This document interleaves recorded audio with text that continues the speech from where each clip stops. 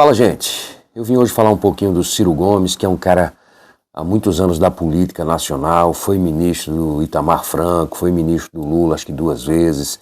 Tem uma história, é nosso aqui, como a gente diz aqui no Nordeste, né? É nordestino, é nosso conterrâneo aqui no Nordeste. É uma figura interessantíssima, o Ciro Gomes, e importantíssima para a política. Eu votei no Ciro Gomes nas eleições lá que o Haddad foi o candidato do PT, né? Que o Ciro teve um percentual que é mais ou menos o que reflete o que é o Ciro Gomes, não esse da última eleição. Esse percentual da última eleição de Ciro foi realmente trágico, ele próprio admite isso. E o Ciro tem muitos fanáticos, né? Tem muitas pessoas que gostam mesmo do Ciro, que acompanham tudo, como eu até. Não me considero fanático, eu não sou fanático de político nenhum, mas me considero um admirador, um apreciador das palestras do Ciro Gomes, da forma com que ele defende, a veemência com que ele defende muitas vezes algumas coisas, alguns pontos de vista que para ele estão corretos, e muitas vezes são mesmo, né? Talvez a grande maioria das vezes e tal.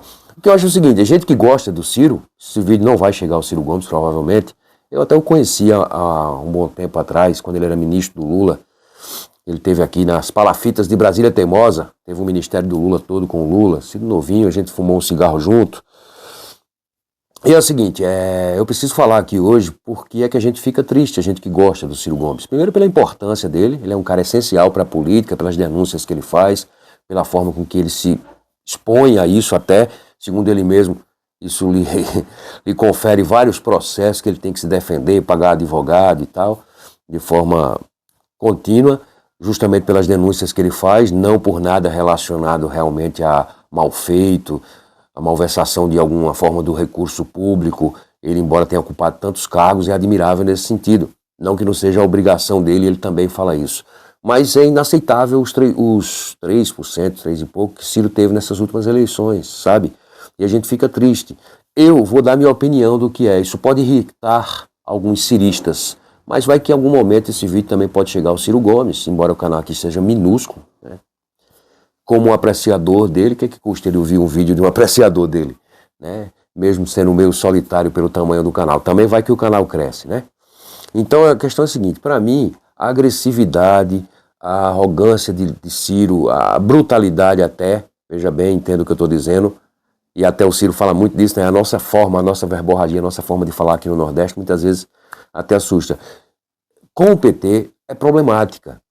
Porque dava para Ciro dizer tudo o que ele diz do PT, sem necessariamente essa agressividade. É claro que existe um problema ali, sabe, Lula, Ciro, e a gente vê o respeito de Ciro, por exemplo, com Lula, com o Lula, nos debates, quando o Lula se dirige a ele não deixa de ser duro, mas ele ri, ele entende aquele momento, ele é além de ser um cavalheiro, mas é um cara da política, um cara que denuncia mesmo, ele não tem papa na língua mesmo, e não tem que ter não na política, ele está certo, tá? Mas essa agressividade, ela poderia até existir, tá? O que eu acho que foi o grande erro foi, diante dessa agressividade, ser, primeiro, ela no mesmo tom da agressividade com o Bolsonaro, era o mesmo tom, e teve um momento que se confundiu de tal forma que dava a impressão que o Ciro achava que era a mesma coisa, Lula e Bolsonaro. Esse foi o grande problema do Ciro, por isso que ele teve tantos votos na outra eleição e menos nessa. Essa coisa foi absurda, não dá para compreender. Eu, como admirador de Ciro, estou aqui dizendo, ele não precisa ouvir, ele tem um monte de assessor, tem a família dele aí que tem os problemas, como qualquer família, isso não tem problema nenhum na verdade, né? Mas por que ele vai ouvir um idiota que vem aqui falar num canal pequeno, micro, minúsculo? Agora, essa agressividade poderia existir, mas ela nunca poderia ser num tom parecido. E aí eu vou adiante com o meu argumento. Era uma agressividade tão grande que parecia que ele achava a mesma coisa. Isso teve um momento que cresceu tanto que dava a entender, e o Ciro precisa entender isso, dava a entender que não mais parecia a mesma coisa o Lula e o Bolsonaro. Dava a entender que era preferível o Bolsonaro. E eu tenho certeza que Ciro Gomes não acha isso. Tenho certeza que Ciro Gomes não acha isso. Ele doura a pílula um pouco, às vezes diz o seguinte, não, é lógico que se fosse para tomar uma cerveja eu tomaria com o Lula, e jamais com o Bolsonaro, mas ele não aceita ficar nesse caminho.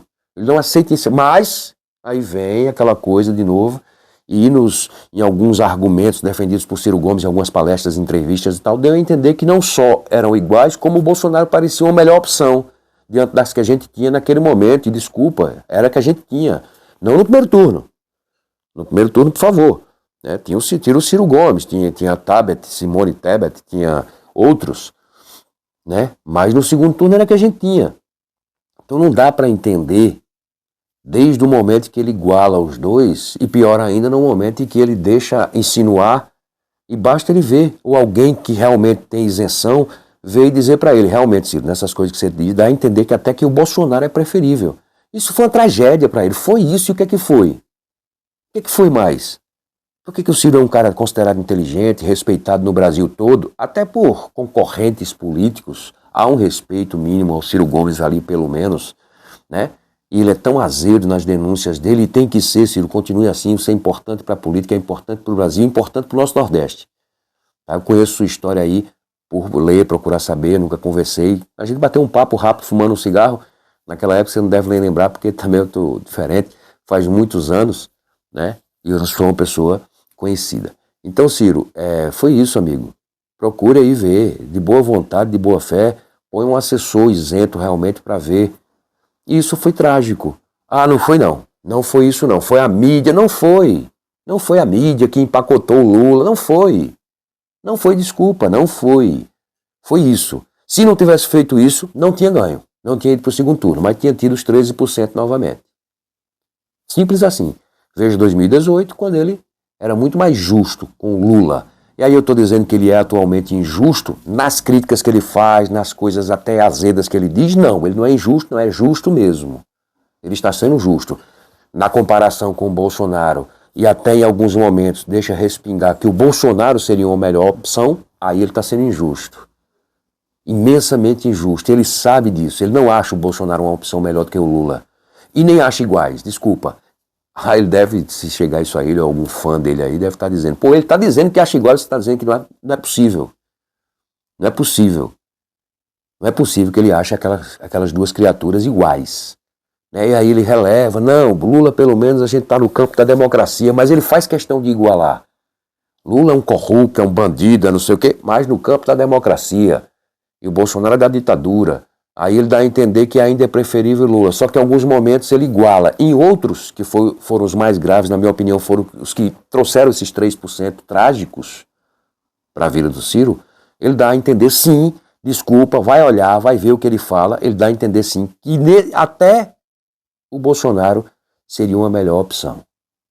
Gostaria que isso fosse analisado com isenção. Pode aparecer algum fã de Ciro Gomes aí. Eu sou até posso me considerar um fã, eu não sou fã de político, mas um admirador, um cara que acompanha, vejo tudo, vi as últimas entrevistas dele aí na UOL, nas rádios no Ceará, nos programas, nos podcasts, eu vejo tudo. Ele é um cara que tem o que dizer.